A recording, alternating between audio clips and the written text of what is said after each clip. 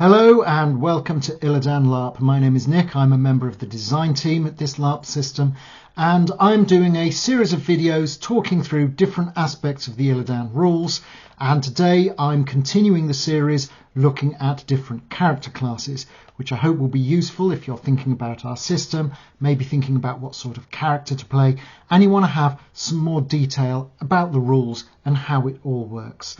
So in this video I'm going to be talking about the priest base class and the 4 specialist classes that work with that, being the Cleric, the Druid, the Healer and the Bard.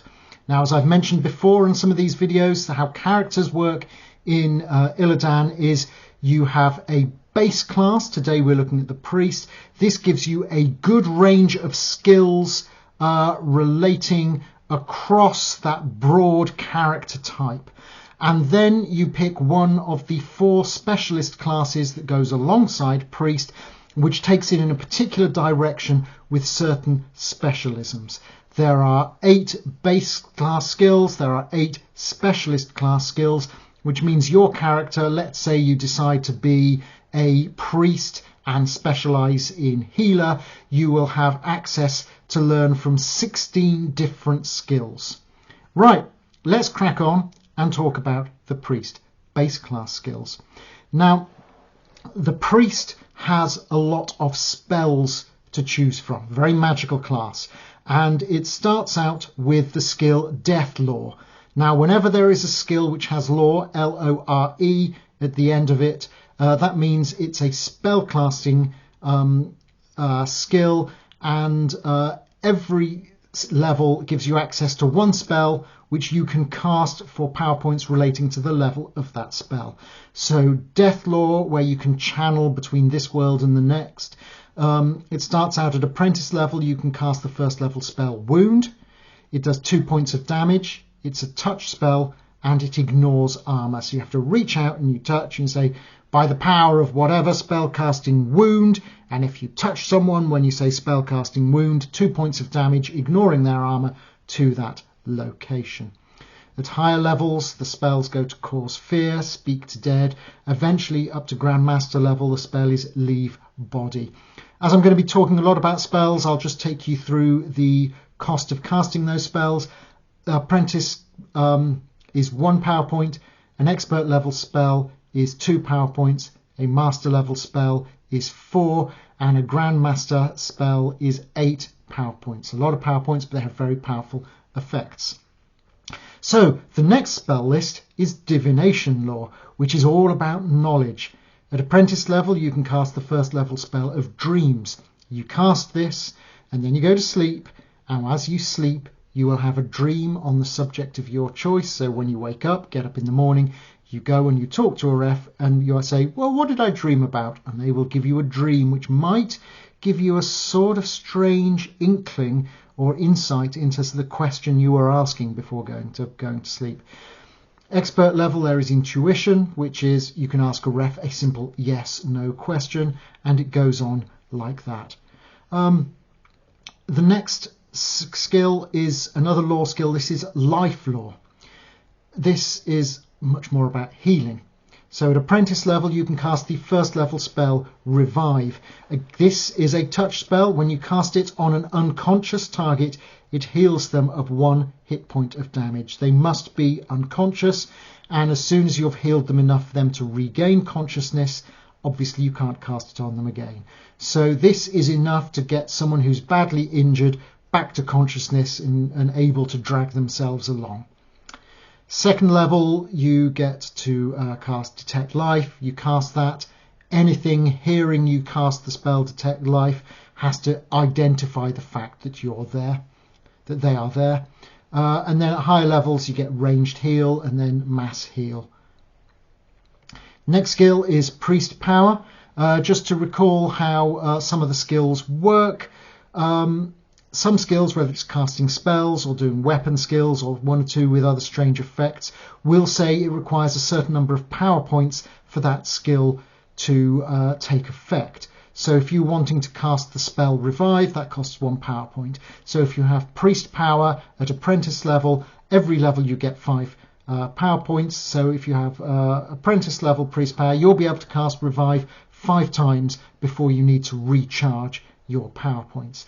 Get up to expert level, you get another 5, so you've got a total pool of 10 power points to play with.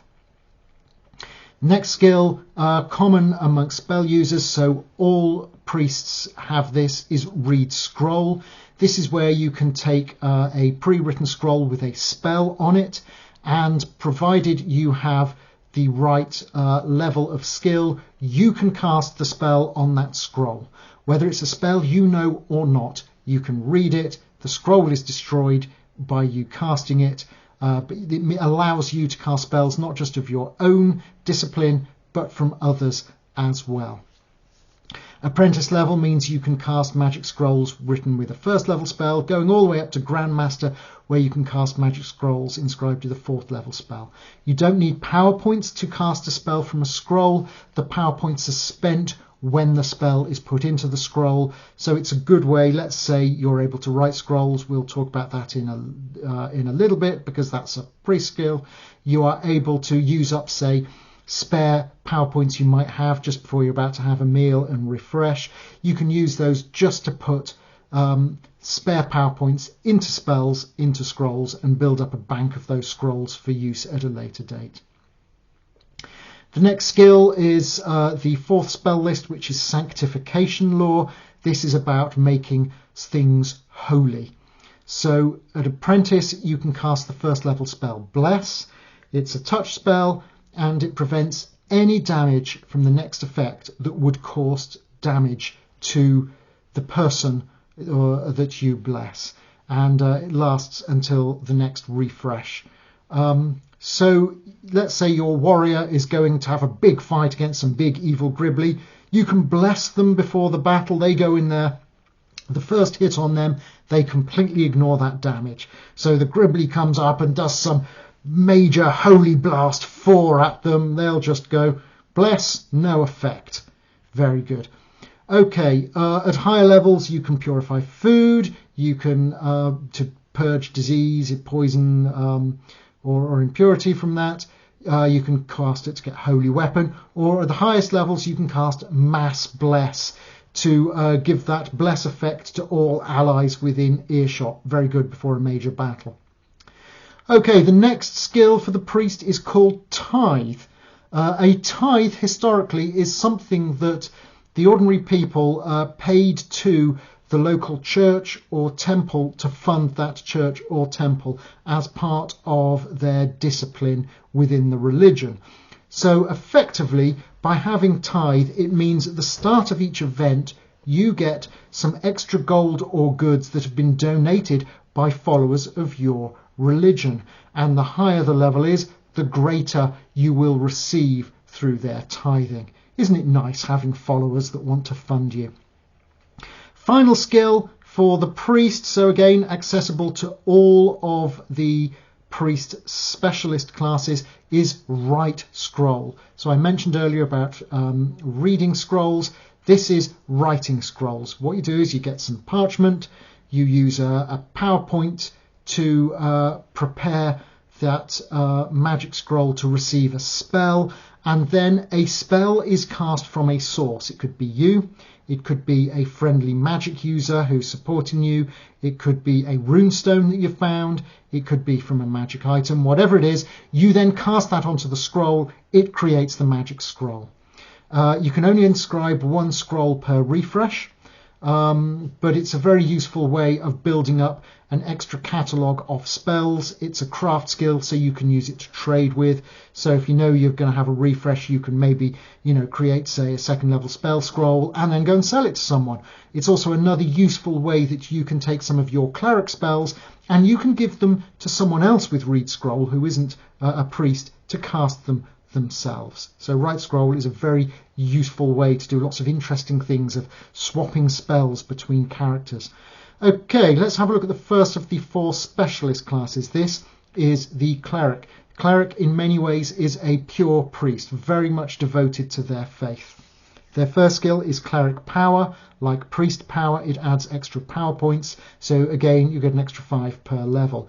So you could get cleric power, and you could get priest power as 2 of your starting skills. That would give you 10 power points, and then pick one of the lore skills, and then you could cast that spell 10 times per refresh if you wished.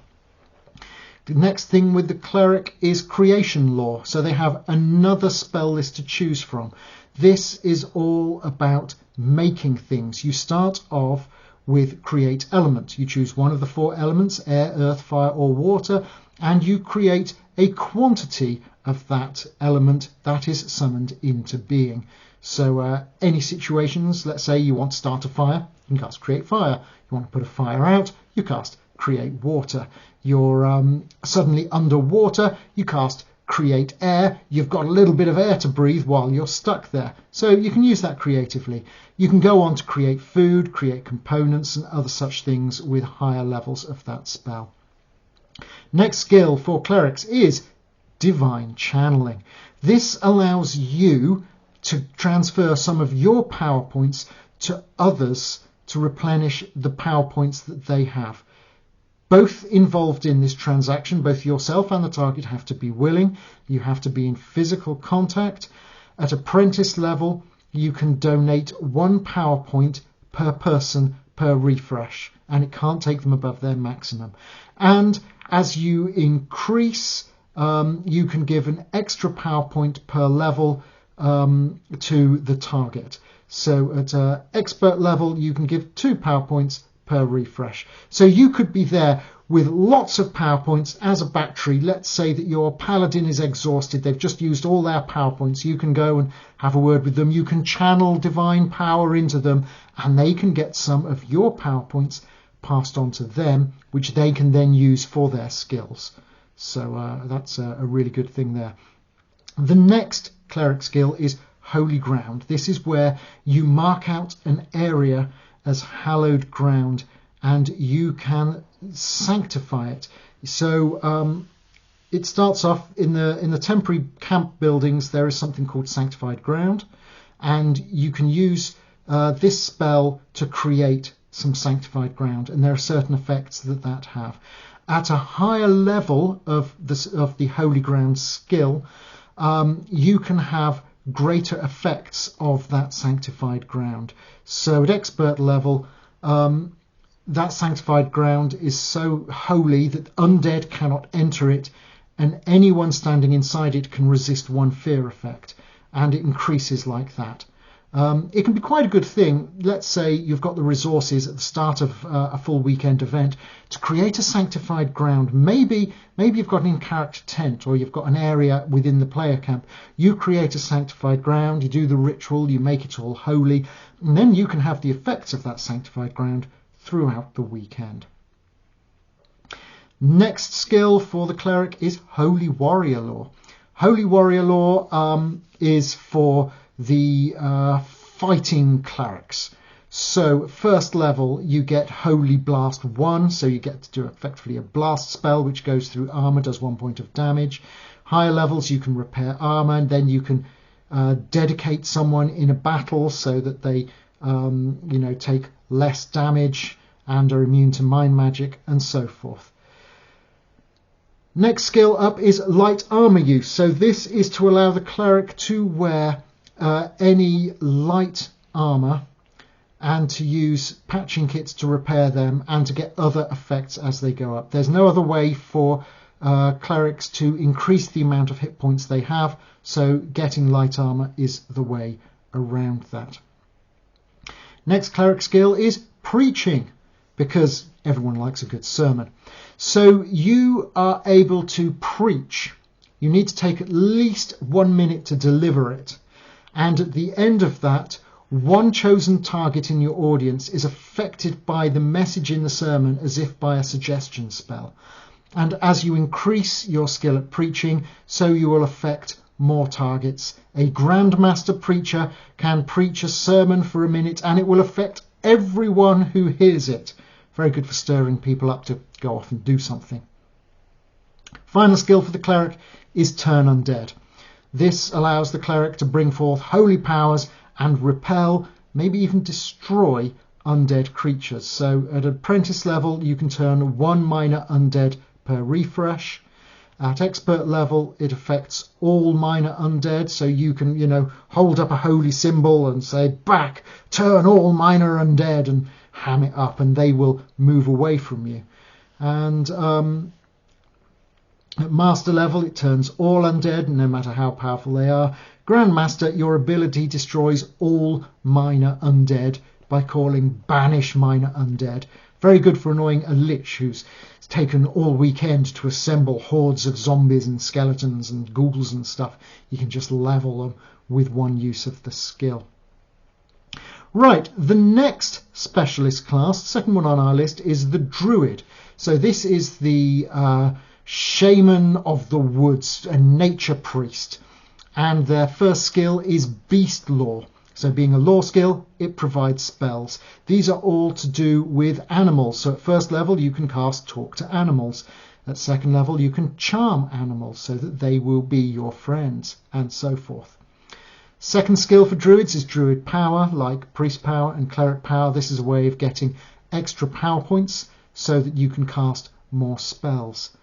The next skill is environment lore, yet more spells for you to learn. And this is all about harnessing the power of nature. So at first level, you can cast Create Element. At second level, you can cast Element Blast 2. So you can do Fire Blast or whatever it may be. And at master level, Call Lightning and so forth. The next skill is Find Familiar. When you gain this skill, you get a little animal friend who you are bonded to. And you can share power with that creature. It starts out, you represent it with a small plushie or something similar. It has 2 power points and 1 hit point. It can die. If your creature dies, you lose all your power points. It's a very sad thing. But when you hold them, you can use the 2 power points they have as if they were yours. As you increase this skill, so your familiar gains more power points and sometimes extra hit points, and you can have effects with them. So at expert level, you can send your familiar up to 10 meters away from you, and you can see and hear through their senses, which is very useful. At master level, you can get your familiar to try and interact with small objects, like opening a chest or pulling a lever or retrieving a small item for you. So you can have your little mouse going and opening the chest you think is trapped, and you can see if they get blown up or not, if you were cruel. Now, next skill for druids is light armor use. So again, light armor for druids, a way of getting some extra hits, just being a bit more durable. The next one on the druid list is plant lore. So a clutch of spells specifically attuned to the plant kingdom. You start off first level spell of Entangle, so you can get someone held in one place if they're in undergrowth for 30 seconds. And above that you have spells such as Grow, which is where you can create extra common or uncommon herbs. Or third level spell Bark Skin to give you an extra 3 hit points per armor per location for up to 5 minutes. Now note, if you can get some of these spells, you might think, well, I've only got 1 hit point per location anyway, an extra 3 hit points of armor, 4 hit points per location, that's kind of good, but still could get beaten up a bit.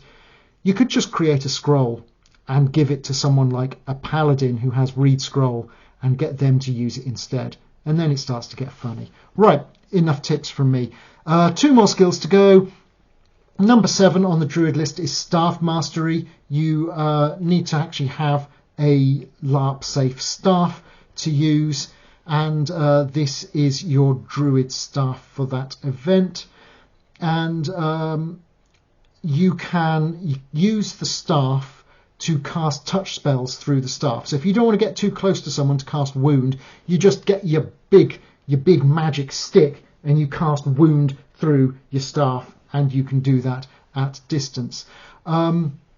You can also, your staff is immune to shatter spells, which is kind of an extra thing, and then you get extra skills as you go up in using this staff.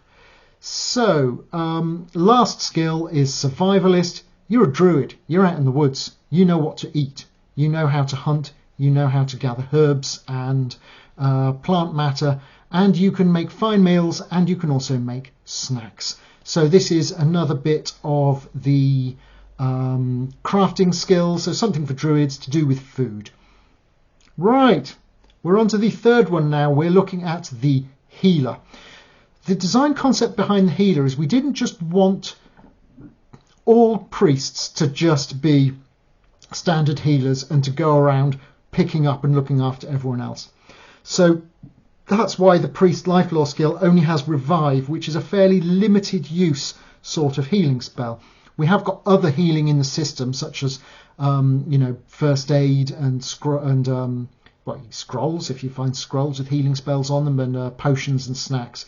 But if you want to be the spellcaster par excellence when it comes to healing, be a priest healer. The healer also, we didn't want them just to be lightweight at the back.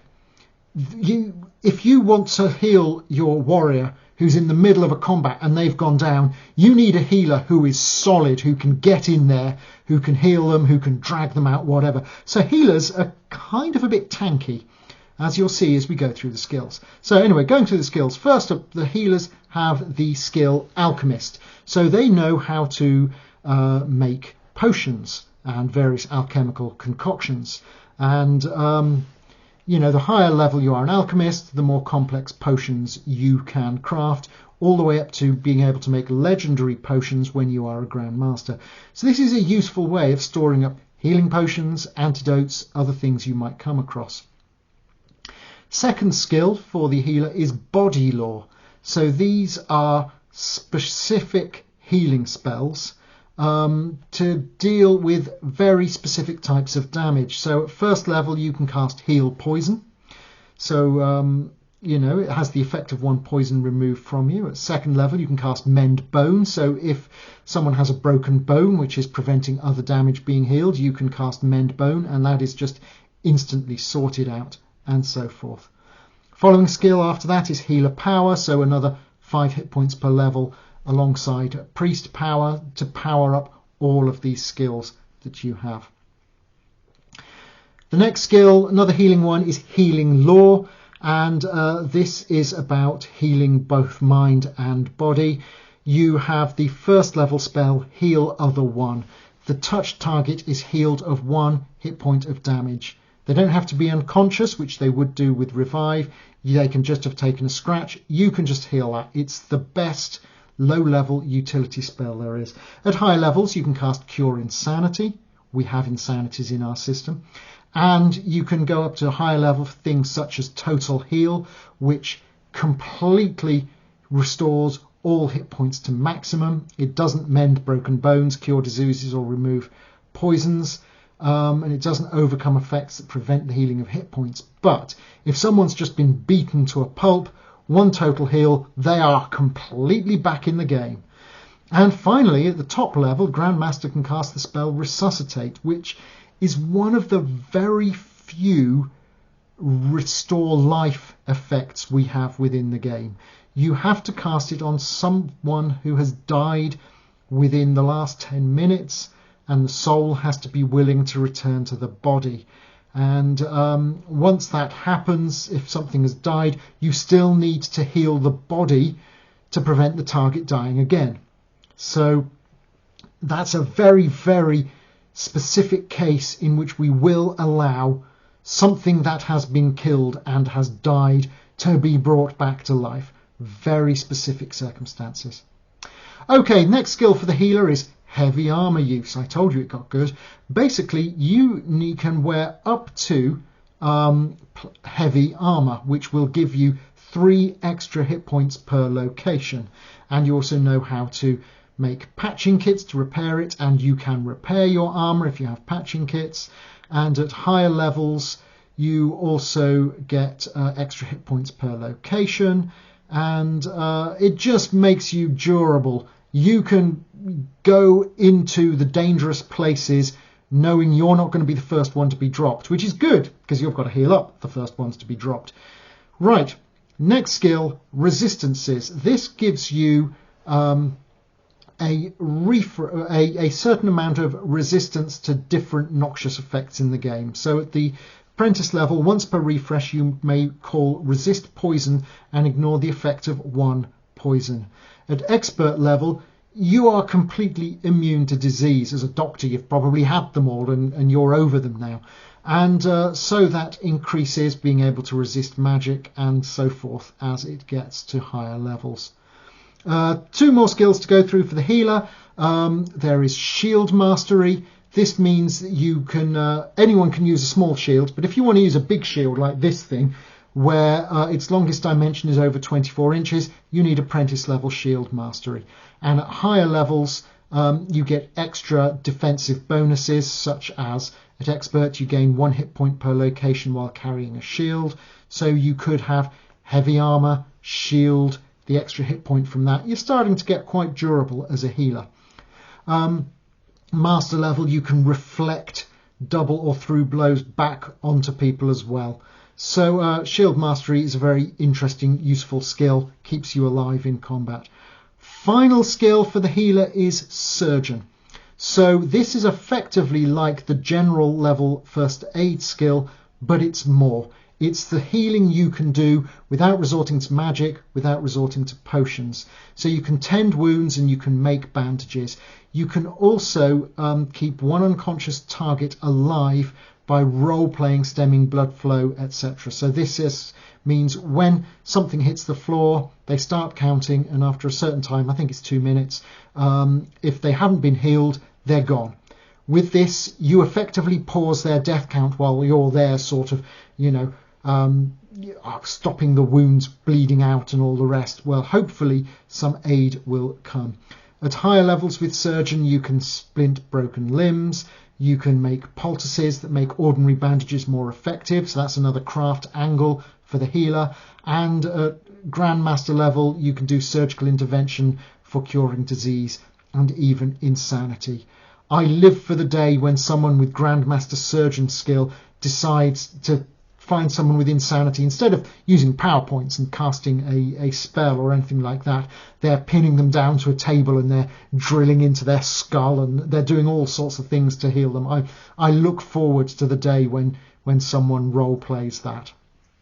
Okay, on to our last specialist priest class, and we've got a very nice one here, which is the Bard. The Bard is the entertainer. They're in the priest class because it is about bringing people together. It's about imagination. It's about wonder. The first skill on the Bard list is Bard Power, which gives the Bard extra power points per level of this skill to be able to cast more spells and do more effects. The next skill is the first Bard-based spell list called Charm Lore. You can weave magic to help persuade and fascinate and sway others. At first level, for 1 power point, you can cast the spell Suggestion. At second level, you can cast the spell Taunt for 2 power points. The target of the spell is enraged and liable to attack you, and so it continues. Next skill is a craft skill of Chef. You can not only get components together for food, you can cook fine meals and special meals on special lists, so different variants of fine meals. And at higher levels, you can make even nicer food, delicious meals, sumptuous meals, even feasts, which have even better effects for refreshing those that take time to eat them. Next skill is Disguise. If you've seen the video on the Rogue, you'll have been introduced to this one. Disguise allows you to disguise yourself as someone else. You have to roleplay it, so maybe put on makeup or prostheses, different costume to look like someone else. At apprentice level, you can disguise yourself as another member of your species and maintain this effect for up to 2 hours. At expert level, you can do that for someone of your species for up to 12 hours, and above that, you can start to disguise yourself as members of other species. So that's where bards can play a particular role, a particular part. Next, bards have light armor use. This allows them to wear light armor and patched up, as mentioned on some previous characters. Next up, bards have short weapon mastery. This is weapon skill, so whenever you have to use a weapon which total length is about 18 inches or less, so a very short sword or a long knife, And you can then use this to use your power points to do special weapon calls. So at apprentice level, it would be through. The next bard one is another spells one called Song Lore, good for the musicians amongst you. You cast a spell and you then sing a song, and for as long as you're singing that song, the effect of the spell applies to all of your allies in earshot. So at first level, it's the Song of Courage. You make up whatever song you want, and anyone who's hearing that spell who is an ally of yours is immune to fear-causing effects. So you've got some big horrible gribbly that fires out natural fear effects and everyone's terrified. Suddenly the bard pulls out the lute, starts singing their song, and everyone thinks, hey, this guy isn't so scary after all, because we've got Steve behind us singing that great song, and they go in and get killed by the gribbly. But at least they weren't afraid while they were getting killed by the gribbly because of the encouragement of your song. Higher level songs include Song of Focus, which means all allies are immune to all mind-affecting magic. At master level, it's a Song of Inspiration, which means the PowerPoint skip cost of spells and skills are reduced by 1 to a minimum of 1, so and so forth. And the very final skill for the bard, and the last for this video, is storytelling, which is a little bit like the preaching skill of the cleric, but we called it storytelling because it was more bard-like. But you can spin a yarn, tell a story, taking at least 1 minute to deliver it, and one target in your audience is affected by the message in the story as if they'd had a suggestion spell.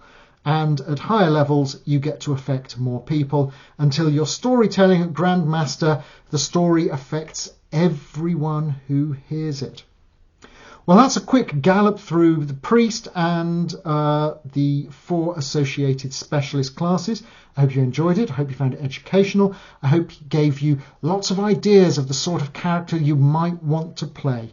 As ever, if you have any questions about Ilydan LARP, get hold of us. You'll find an email address on the Ilydan LARP website, and we'll be only too delighted to help out.